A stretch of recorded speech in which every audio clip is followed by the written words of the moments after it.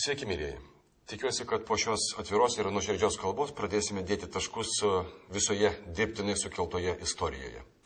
Dabar jau puikiai suvokiu, kad rinkdamasis politiko kelią klydau pirmiausia dėl daugybės dalykų.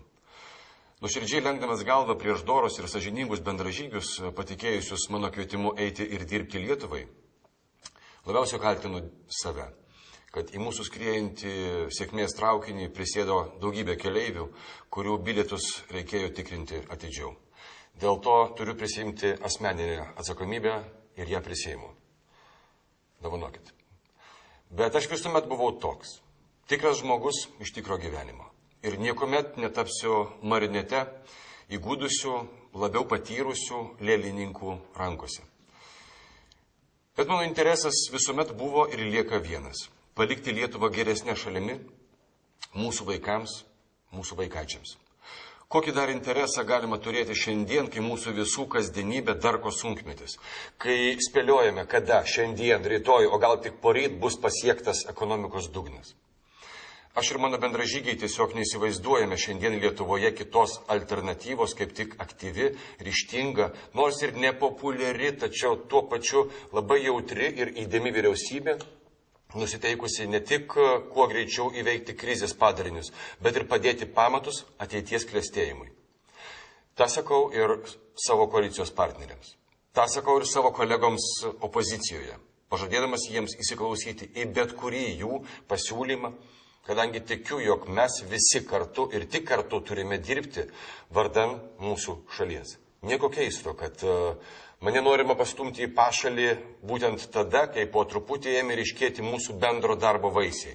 Kai visi pamatė, jog mes norime, o svarbiausia, galime ir esame pasiryžę dirbti. Todėl noriu paklausti, kodėl būtent dabar? Kodėl būtent tokiais primityviais ir pigiais metodais?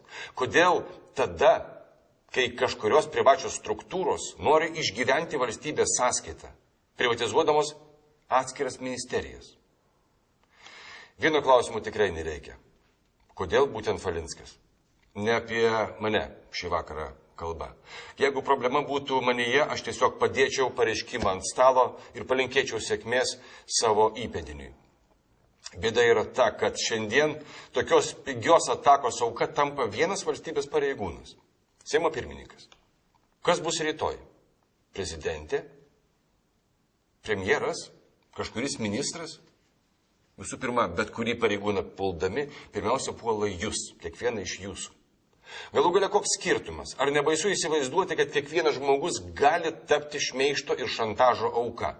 Aš dar bent turiu galimybę nuoširdžiai gintis ir aiškintis, jog tai yra absurdas. Bet įsivaizduokite, kaip jaustis panašioj situacijoje paprastam žmogui. Todėl drąsiai sakau, nemylėjai. Aš noriu Lietuvos, kur kiekvienas žmogus būtų laisvas nuo savivalės, nuo valdžios piknaudžiavimo, nuo pogrindinių šmeižikų, nuo užkulisinių sandėrių. Aš noriu tokios Lietuvos, kurioje mes galėtume pasitikėti vienas kitu, kurioje garbės žodis yra tvirtesnis už oficialiausią antspaudą. Lietuvos, kurioje kiekvienas žino, kad gyvena teisinėje valstybėje. Todėl patikiu savo ateitį jūsų išrinktiems tautos atstovams Seime. Esu nuoširdžiai įsitikinęs, kad jų politinė patirtis bei jūsų, būtent jūsų suteiktas mandatas leis jiems priimti patį geriausią sprendimą. Sprendimą įvertina ne tik moralinę, bet ir politinę bei teisinę šio dirbtinio skandalo pusę.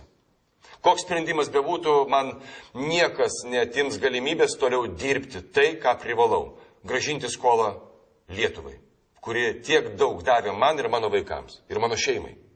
O kėdė, kad ir Seimo pirmininko viso labo tik baldas. Taip, bet nepykit, bet šiandien jums tikrai nepasakysiu ate.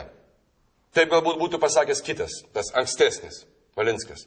O aš jums sakau, iki pasimatymo rytoj. Darbe vardan tos Lietuvos. Iki.